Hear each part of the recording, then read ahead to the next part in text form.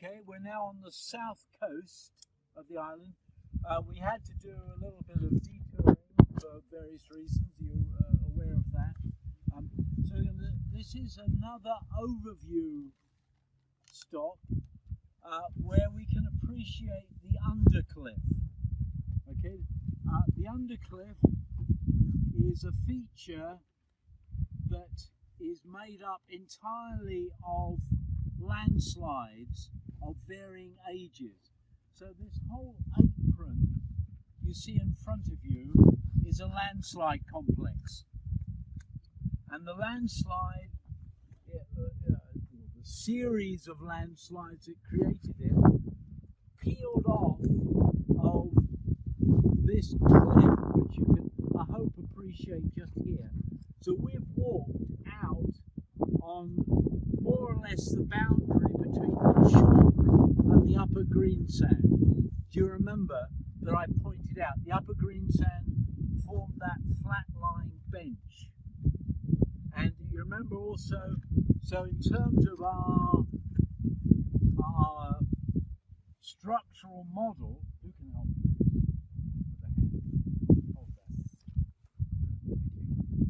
So in terms of our structural model, right, this is where we've driven across. We are just about here now.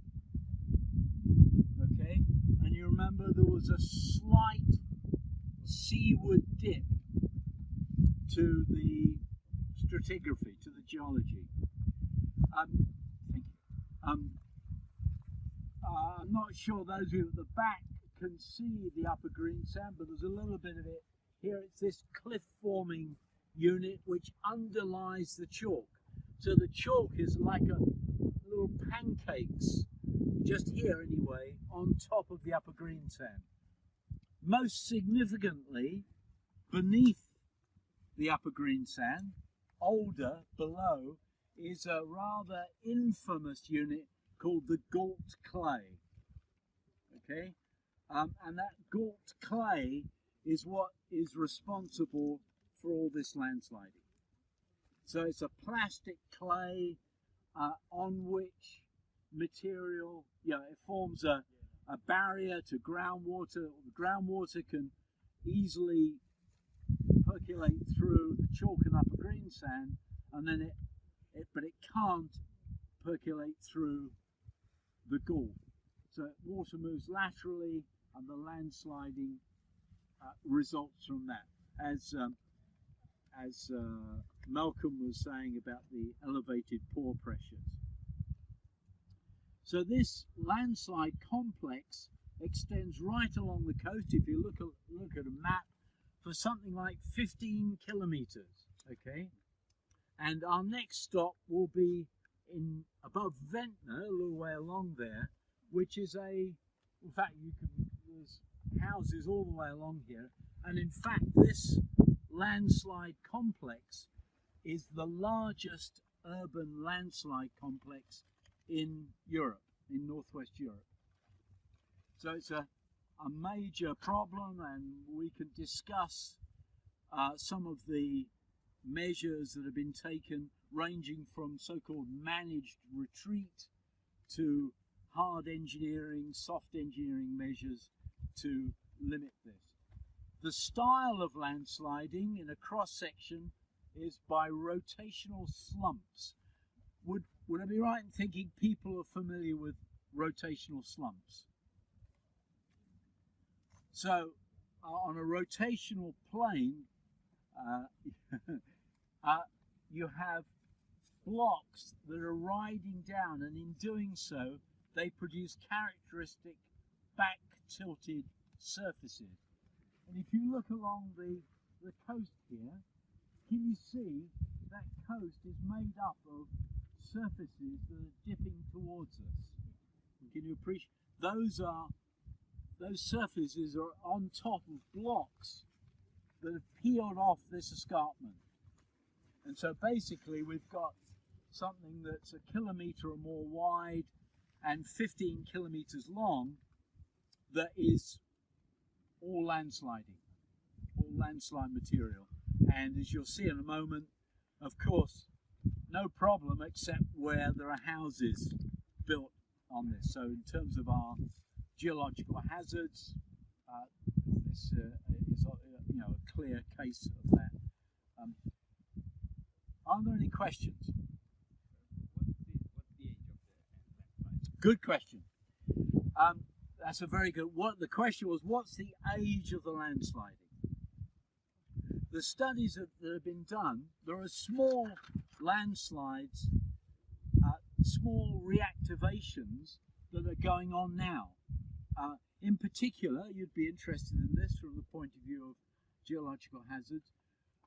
Along here, there are many old houses, okay, which would typically, the one in particular called Beauchamp House, I happen to know because an old student of mine, past student of mine, her father-in-law bought Beauchamp House, okay, which he bought it from an elderly lady. So there was this one elderly lady living in this large house, okay, and the drainage was via a septic tank. Do you know what that is, a septic tank?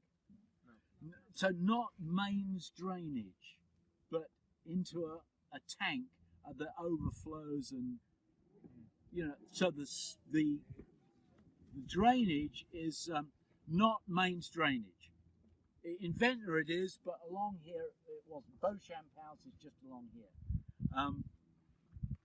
And okay, this chap bought the house from this elderly lady, and immediately converted the house into holiday flats, which he let out. And so there were lots of holiday makers coming, and of course they all had showers. Many, so in other words, the loading on that drainage system, hugely increased. And sure enough, there was that reactivated the landsliding, and Beauchamp House was destroyed just simply as a result of that extra loading. So, coming to your question. So this whole landslide complex you might describe as quasi-stable.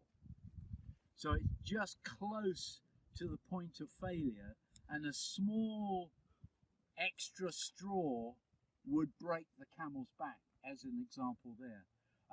Some of the bigger failures, to answer your question, have been dated, say, about 4,000 years ago. When we go to our next but one stop down there, you'll see the failure that occurred in 1928, for example. I think one has to think most of these failures are of post-glacial age. All right, so in the Holocene, the last 10,000 years or so. If you imagine, if in the last glacial period, there wouldn't be any sea here at all. Okay, sea level would have been 100 odd meters lower, and in fact you could have walked to France. Well, you had to have navigated across the Thames Rhine River, but other than that there would have been dry land here. So in terms of what would have happened here, this landslide complex would have tended to stay. This is what I think. I welcome your views. This landslide complex would have tended to stabilize, right? Because there would be no sea level. So this would have reached some sort of position of stability. Would you agree with that? During the last glacial period, which, as you know, was at its maximum about 18,000 years ago. Since then, there's been quite rapid sea level rise, or at least until about 6,000 years ago. So if you picture the scene, the post-glacial scene would have been that sea level rising, and of course that would start coastal erosion along here, wouldn't it? So affecting the stability, the previous stability that was established during the glacial period. You still with me? What I'm talking about? And of course, with further sea level rise, present sea level rise, of course you're removing the stabilizing toe of these landslides. And that's why some of the coastal protection effort is to try and prevent that happening, prevent coastal erosion. But ultimately, this landsliding would, every time it was revisited, as it were, with a high sea level, interglacial high sea level stand, there would be activity, in my view. And then during the glacial period, there would be relative stability. You see what I mean? Mm-hmm. So certainly, I think if you wanted a date on the bulk of this landsliding you see all the way along here, it would be post-Holocene, when sea level was back high and coastal erosion was nibbling away at the toes of these of this landslide complex. A very good question. Thank you. Any other questions? Or what I should say, who would like to ask the next question? All right, let me put something to you. We've walked out on this block here, haven't we? What's defining this block? You look around you. There's two gullies here, isn't there? There's a gully here, and there's, what do you think? What's that gully? What are those gullies telling us?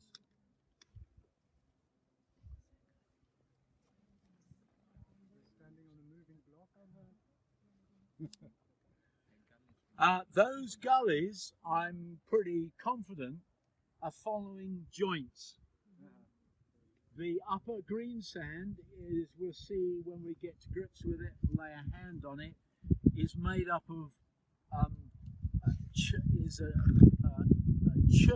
lime, sort of sandy limestone interbeds.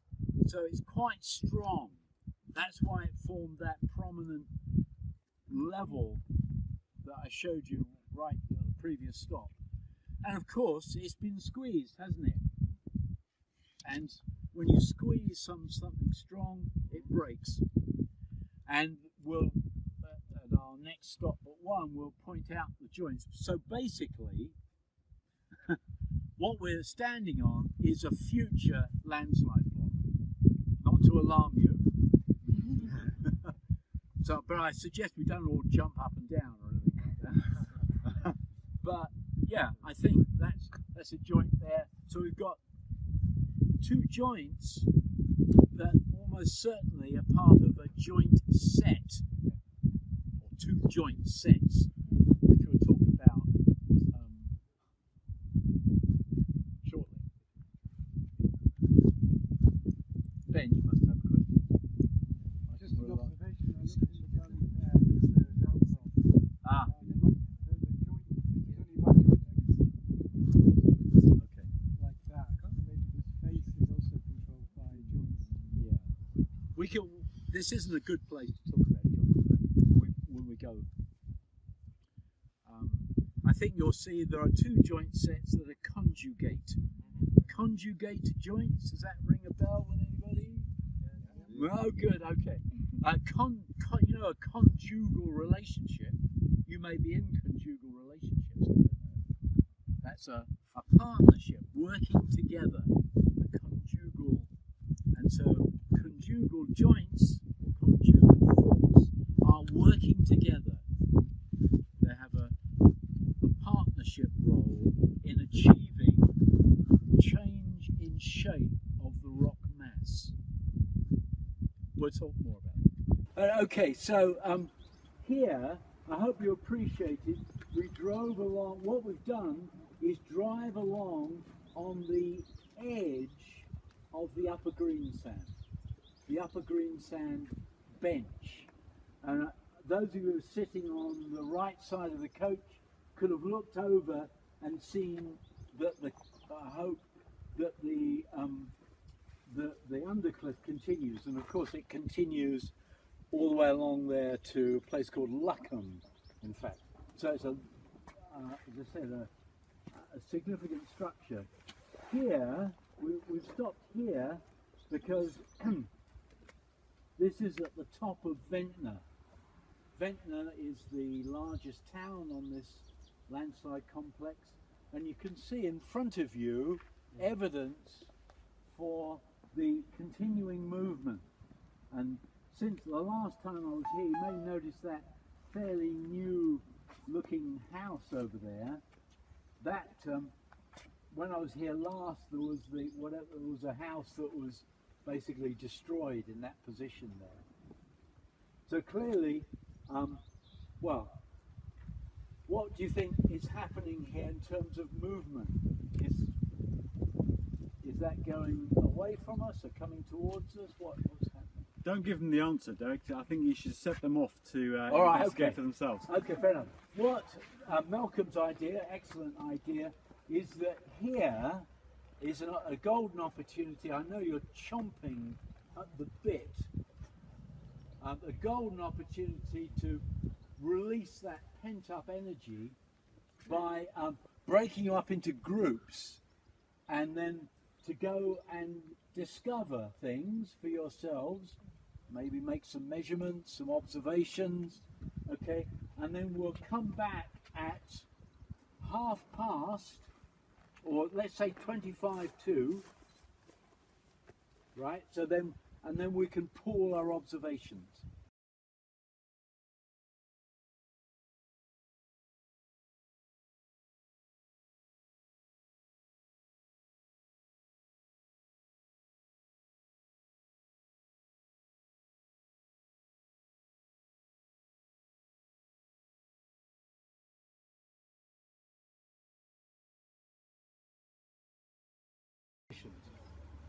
The Italians. The Italians, okay, forward the Italians. You've got nine minutes. The Italians. What did you discover? Yeah.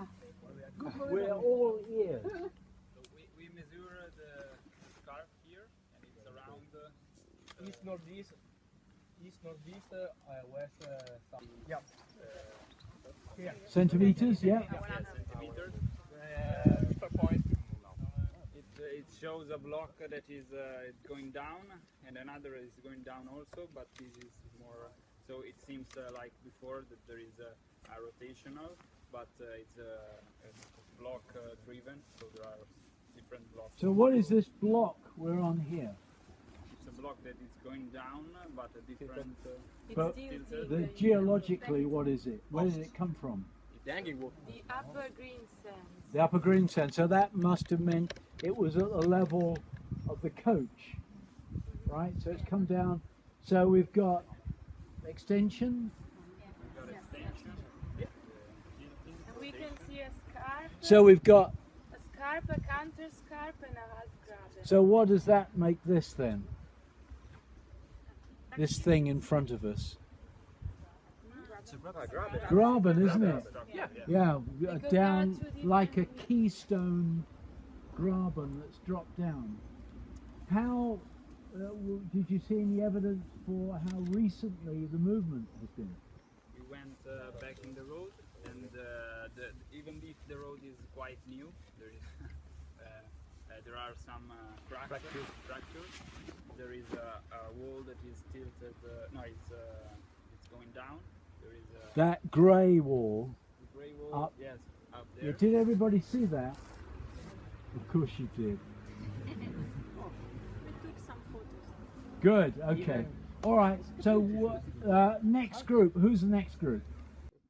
To have a little observation, French group. So, the quiet tilted tree. Yeah. The Quiet tilted tree. Oh, tilted tree. Okay, good. All right. Did people observe the measures that have been taken to address this problem? That's tell us about that. What's going on down there? I actually don't know. I just saw it. There's. I Did you look into? Who looked inside that manhole? the side there is a You have that, what's it called? extensiometer. Extensiometer, yeah. Yeah. So it's a monitoring thing. That's very good. And the building, I don't know how to say in English, but this building is cracked. Yeah. Open it. I mean, the signature thing is the grass is disturbed, isn't it? So that there's actually extension that's, preventing the beating the grass growing, more or less. Can I? Well, all right. Then, since time is short, did everybody agree there was damage to that road out there? Who actually saw that? That? Me. What? You said there was damage to that road. Does everybody agree with that? Of those people who agree, who actually went out there and saw it? Except of Ben. Time is short, but I wasn't able to see any damage on that road. Ben, would you confirm Oh, that? lower down, yes, but not further up. This fresh bit? Yes, no, the fresh bit is fresh. I can tell you that bit you said was fresh is probably several years old, actually. 7 years. Several, Several. from my local knowledge. Okay. So it seems that this moves, quite episodically maybe. But then, anything that was interesting up in this direction? Who was the group I was walking with, and we were looking up there? Which group? The French group? What was going on up there? Where Malcolm is looking studious. Yeah, right. There is a crack on the concrete. What do you see when you go there?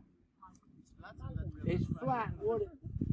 I can tell you that's a playground, or it was a playground. Then what do you see? And then it hinges down like that, doesn't it? Did people see that? Yes. If not,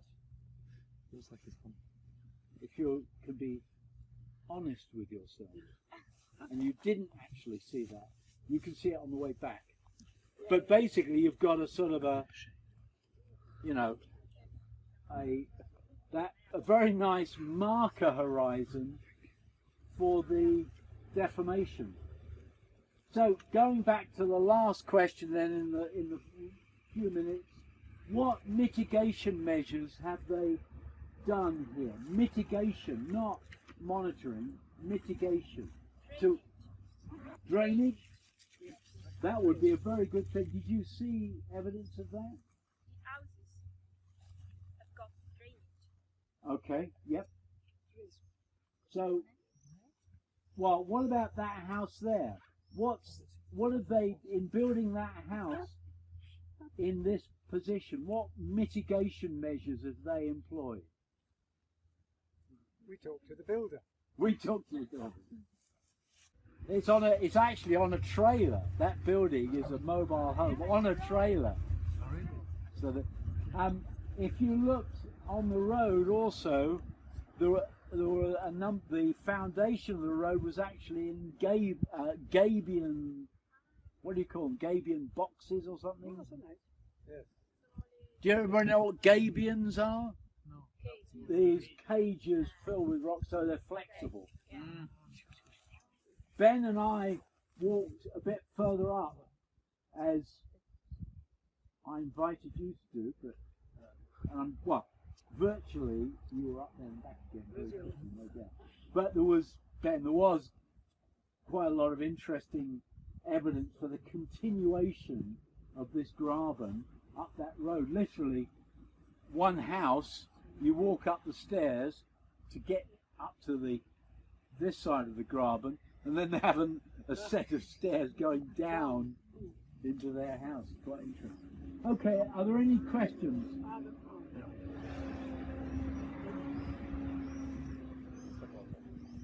Okay, so our next stop, as I said, is at the Puzzle, where we have lunch, and then we'll do a little excursion from there to see the active part of, or in a way even more active than this, part of the other. Okay, let's go. Spend 1 hour here, and in that hour we're going to do the droning, and Malcolm and the other drone people are going off to do that. So I just wanted to give a little introduction. This, we've just walked down this row of houses here, and then that's called Cliff Terrace in Shale. And as you can see from the debris we just walked across, there's at least 3 or 4 houses that continued that terrace, and they're now, well, they were demolished before they went over the edge. But you can see our marker horizon up there, the upper green sand, the church. Do you remember the independent church forming that cliff there, flat line, core cliff? And just on the end of this beach, you see this, this debris, this toe of a landslide. That's called Rocket End. And that was created in 1920 by a large landslide that originated on Core Cliff and all the way to the sea.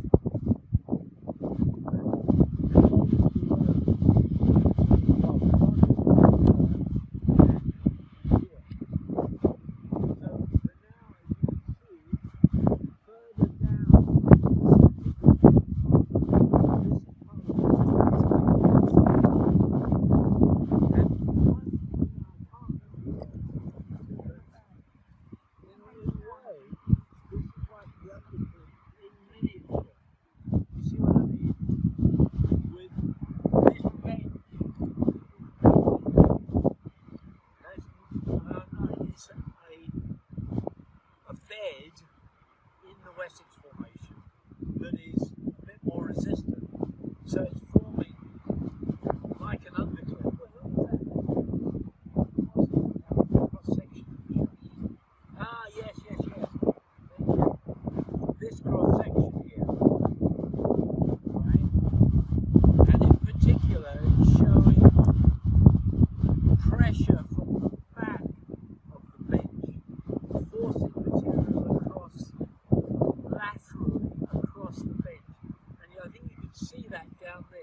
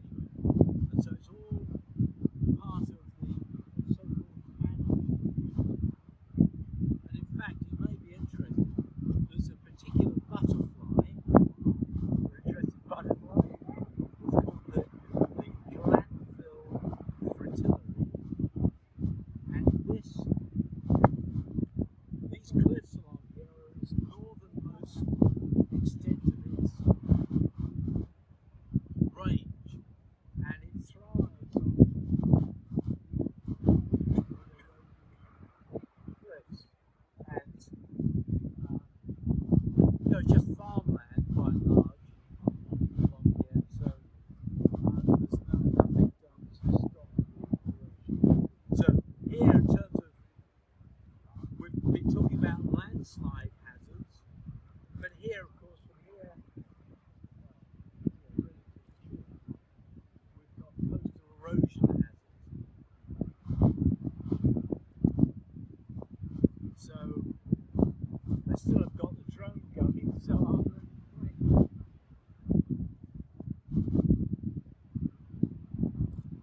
No question. Managed retreat. Well, yeah. Managed retreat means that there's nothing done to stop it, but well, like here they're demolishing the houses before they fall over, so they are accommodating the natural retreat. Any other questions? That's the. You remember when our very first stop, we were on shore.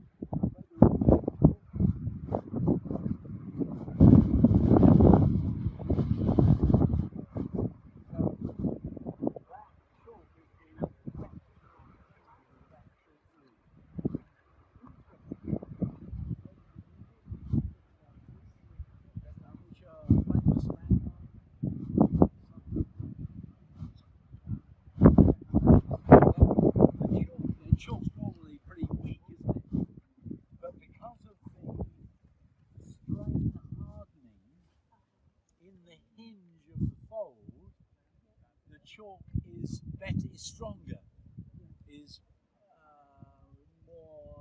better cemented, more compact, and that's the reason that the needles are there, basically, in that hinge zone.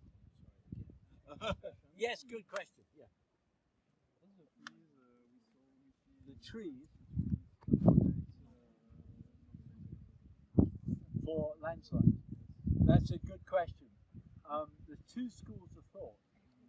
One school of thought is that the trees add weight to the unstable mass, and therefore are undesirable. Another school of thought is that the trees, transpire out moisture from the slope, so are advantageous. And I think that second school of thought is the one that is generally accepted, because the one enemy you have is water, and anything to reduce the water, reduce pore pressure, is. And so you may have noticed as we drove in the coach, as we were driving on the road, there was manholes every 10 metres. I don't know if you saw that. That was efforts to, move water away laterally. Of course, the problem is with those schemes is that if there's a bit of movement and that the water drainage system is breached, then you're just delivering water. You're delivering water to the very place you don't want it. So it's not easy. Any other questions? They're still not airborne, so we've got to come on, ask a question. I think that. No, okay, I'm not an expert on trees. I Yeah. have to say something before. Okay, it's something. A point. I think that the correct is that it depends on the plant. If the plant is high, then it has the roots that go deep. If the plant is small, then the roots are going parallel to the surface. So it depends on the plant if it is good or not for the plant size. Biology says so. But the trees are good. Trees are good. It depends on the type of the tree. Right. But all trees pump water out. Yes, this is the best part of it. The only best part of it. Logging this. If you were logging that, you could break out many bits. I mean, in terms of named formations, one of I think that prominent cliff was called the Sand Rock beds. Yeah, it's sand, sand. But yeah, I'm not the formation members and so. I don't know the detail to be honest, but it's within the Wessex, the big, which is the lower part of the Cretaceous. The Jurassic here would be no Jurassic on the island, so it's a bit deeper. But if you go to, can you see on the horizon? You see that strip of land on the horizon? That's on the mainland. That's called the Isle of Purbeck, and there is Jurassic outcropping. So basically, the sort of you get structurally deeper as you go west. You go west. You go west. Go west, and you're eroding down, so the whole system is tilted slightly to the east. Good, yeah, good. Non-geologic. Okay. We see these steps. Okay. Yep, those benches. Yep. Yes. It stops very sharp, let's say. And then I mean the beach. yes, it has to be like this. It's the rising of the level of the sea that makes this. It's very sharp. Well, each of these steps, of course, is formed by these sandier beds. You see, with stronger beds are the joints. And then, like I was saying, the debris kind of oozes across the bench, this bench here, and dribbles over where it's cleaned with the waves, cleaned off. If you come here in the winter, at neap time, because you don't have any tides in the Mediterranean, do you? Right.